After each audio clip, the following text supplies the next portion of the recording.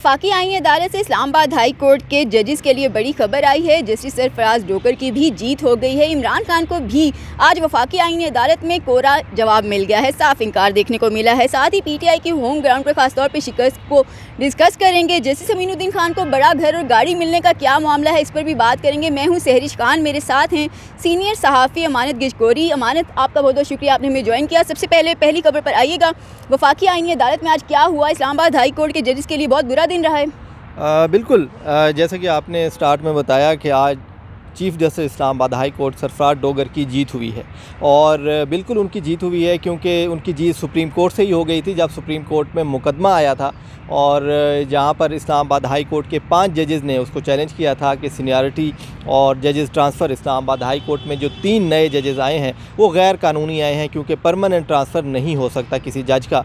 तो जस्टिस मोहम्मद अली मज़हर की सरबराही में 5 रुकनी आइनी बेंच था जिसने बड़ा गौर व फिक्र किया, बड़े आइनी और कानूनी मामला देखे और उसके बाद उन्हें ये समझ आई कि अब सदर पाकिस्तान को वापस भेजना चाहिए कि आइन के आर्टिकल 200 के मुताबिक अब वो इन दोनों मसले को हल कर दें। पहला तो ये कि क्या परमानेंट जज का ट्रांसफ़र हो सकता है या नहीं हो सकता, और दूसरा ये कि जजेस की सीनियरिटी क्या होगी जो पहले से मौजूद थे, जैसे मोहसिन अख्तर कियानी और बाकी जजेस, क्या वो सीनियर होंगे या फिर सरफराज डोगर साहब सीनियर होंगे, जैसे खादिम सोमरो सीनियर होंगे जो नए जज आए थे।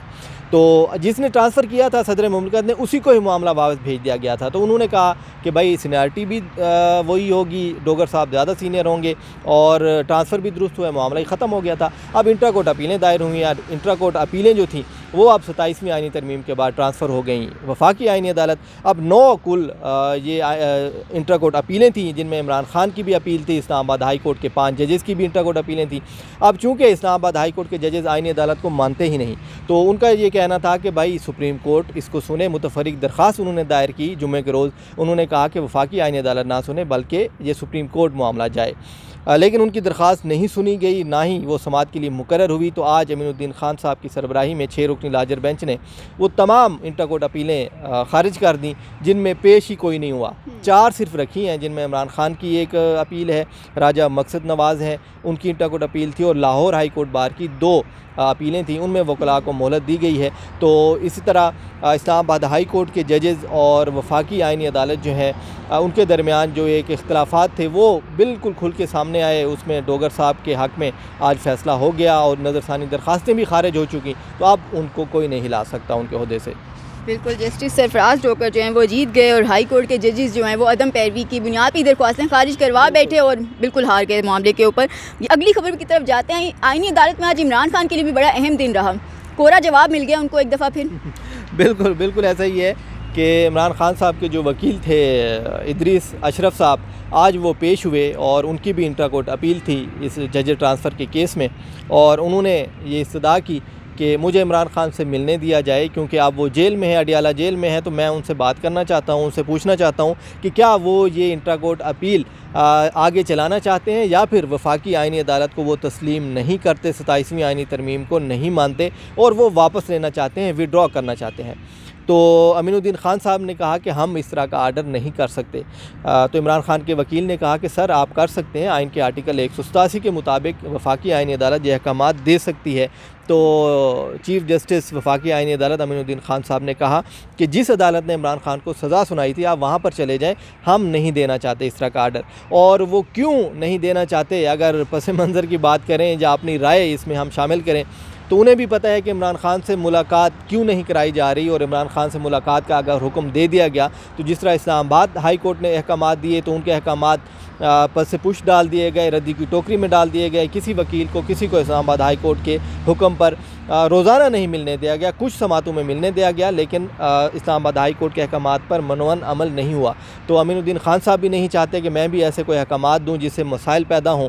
तो इमरान खान साहब के लिए के जो वकील थे वो बड़ा इसरार करते रहे, लेकिन शुक्र है कि उनकी जो अपील थी वो उन्होंने खारिज नहीं की। उनको टाइम दिया है कि आप हिदायत लें जिस भी तरीके से लें, लेकिन मुलाकात नहीं कराने दी जाएगी। तो इस तरह इमरान खान को जिस तरह आपने बात की कि कोरा जवाब मिला है, यहाँ से भी मायूसी हुई और सबसे बड़ी अदालत, मुल्क की जो सबसे बड़ी अदालत है, उसने भी हाथ खड़े कर दिए हैं। तो बाकी आप खुद समझदार हैं, काफ़ी अरसे से आप मीडिया से मुंसलिक हैं कि जब सुप्रीम कोर्ट और बाकी अदालतें हाथ खड़े कर चुकी हैं, इमरान खान का नाम ही नहीं लिया जाता, तो फिर वफाकी आईनी अदालत कैसे इस तरह के अहकामात दे सकती थी। तो वफाकी आईनी अदालत से भी आज मोहर सब्त हो गई है कि इमरान खान से मुलाकात का जो हुक्म है वो नहीं दिया जा सकता। ये बताइएगा, ओवरऑल पीटीआई के दिन अच्छे नहीं चल रहे। कल ज़िमनी इलेक्शन में बहुत बुरी और शर्मनाक शिकस्त का सामना करना पड़ा, यहाँ तक कि जो अपने ही उनके जीते हुए हलके थे उनके अंदर भी बहुत बुरे तरीके से हारे हैं। और ये वो हलके थे जहाँ पे 9 मई के अंदर ये जो लोग थे उसके अंदर सज़ा याफ्ता होने की वजह से नाअहल हुए थे और दोबारा इलेक्शन यहाँ पर हुए। पंजाब के साथ साथ केपी के अंदर भी जितने हलके थे तो होम ग्राउंड पर बहुत बुरी शिकस्त का सामना करना पड़ा। क्या वजूहत रही हैं इसकी? अच्छा, उसमें आप देखें पंजाब के अंदर अगर देखें तो वहाँ पे नून लीग की हुकूमत है और ये बातें की जा रही थी कि अगर ज़िमनी इलेक्शन होता है 9 मई के जो भी सज़ा याफ्ता लोग थे उनके हलकों में, तो नून लीग जो है चूँकि हुकूमत है वहाँ पे कैंपेन भी की गई, वज़रा भी मौजूद थे, उन्होंने बड़ी कैंपेनें की और ये कहा जा रहा था कि जहाँ पर कोई धांधली के भी चांसेस हो सकते हैं पंजाब के अंदर।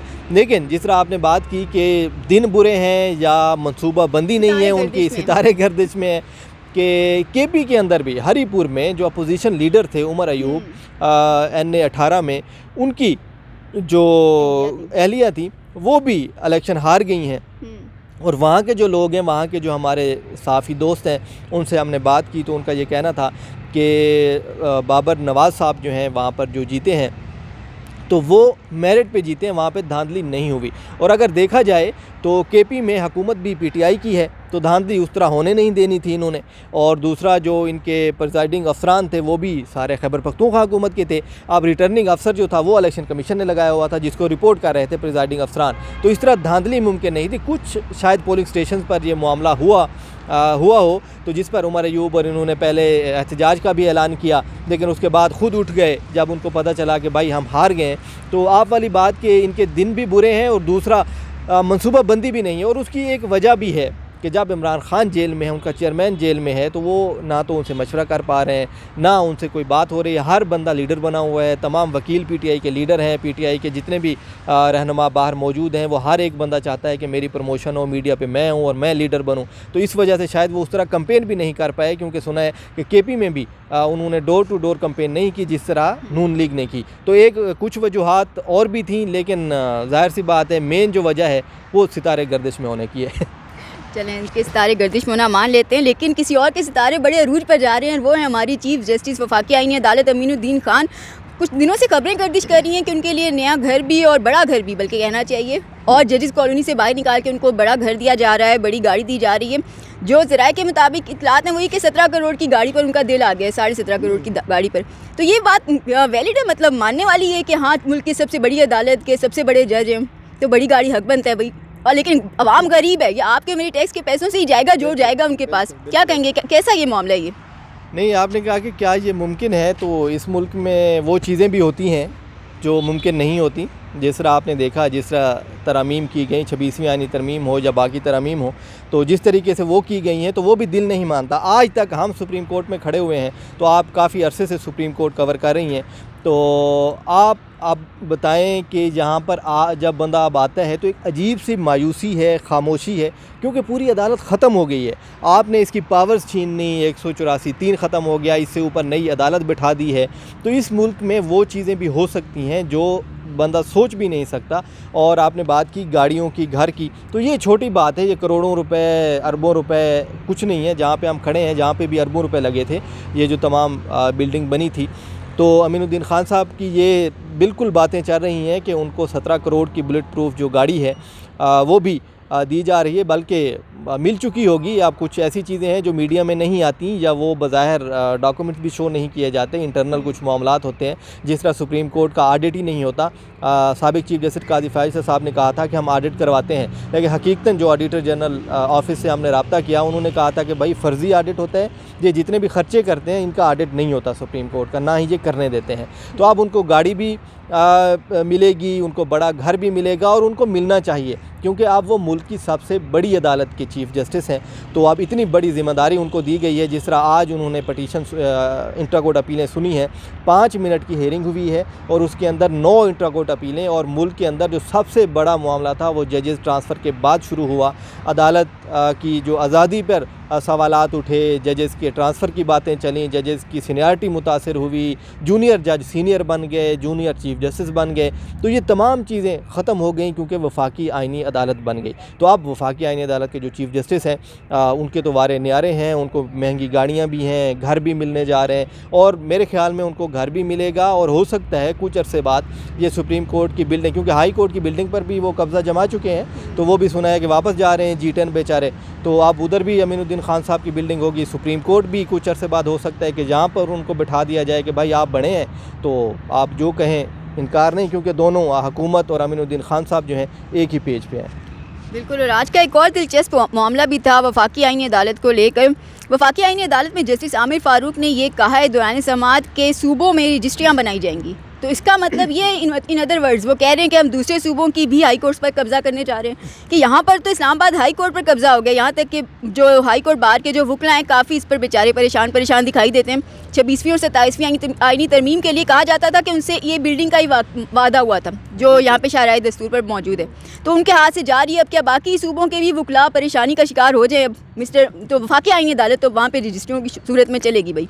बिल्कुल, आज एक KP का केस था पेशावर का, तो उसके अंदर जस्टिस आमिर फ़ारूक साहब जो कि साबिक चीफ़ जस्टिस हैं इस्लामाबाद हाई कोर्ट के और सुप्रीम कोर्ट के जज भी रहे, तो आजकल वो वफाकी आइनी अदालत के जज हैं, तो वो एक मुकदमे की समाअत कर रहे थे। तो इस दौरान वकील ने कहा कि सर वीडियो लिंक नहीं है, हमें पेशावर से आना पड़ता है। तो उन्होंने कहा परेशानी की बात नहीं है, हम रजिस्ट्रियों में भी काम शुरू करने जा रहे हैं, अभी ट्रांजिशन पीरियड से चल रहे हैं, अभी जो है हमें आहिस्ता आहिस्ता कुछ टाइम लगेगा और तमाम चीज़ें हम बेहतर करेंगे। मुल्क के अंदर इंसाफ की जो फरावानी है वो सबको नज़र आएगी, फौरी इंसाफ होगा, सस्ता इंसाफ होगा, आपको घर बैठे ही इंसाफ मिल जाएगा, बस आपने हमारी रजिस्ट्रियों में आना है। और जिस तरह आपने बात की कि उन्होंने इस्लामाबाद हाई कोर्ट की बिल्डिंग पे भी कब्ज़ा कर लिया, उन्होंने मुल्क की बड़ी अदालत भी बन गए, तो अब रजिस्ट्रियाँ भी सूबे में बन जाएंगी, तो उससे बाकी जो वकला हैं या वहाँ पर जो दीगर बिल्डिंग्स हैं, जो कम्प्लेक्स बनाए गए हैं वकीलों के, वो भी खाली करवा दिए जाएंगे कि भाई मुल्क की सबसे बड़ी अदालत आ रही है, वफाकी आइनी अदालत है।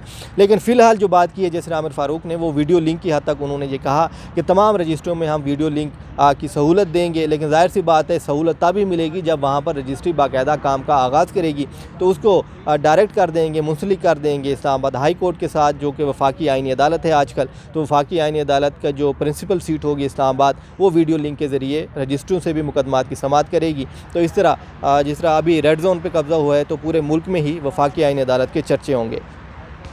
बिल्कुल चर्चे होंगे और हीरे जजेस वहाँ पे बिठाए गए हैं। एक वक्त आएगा कि बल्कि जल्दी हम देखने को सुनेंगे जस्टिस अरशद हुसैन ने याया अफरीदी का फ़ैसला जो था वो रिव्यू कर दिया, रोज़ी खान ने फिर जस्टिस ऑफ पाकिस्तान का ही जो फैसला था उसके ऊपर कुछ और कर दिया। तो बिल्कुल दिलचस्प सूरत हाल मज़ीद भी देखने को मिलेगी। आज की वीडियो से इतना ही। हमारे तो आपके लिए बहुत बहुत शुक्रिया, आपने हमें ज्वाइन किया।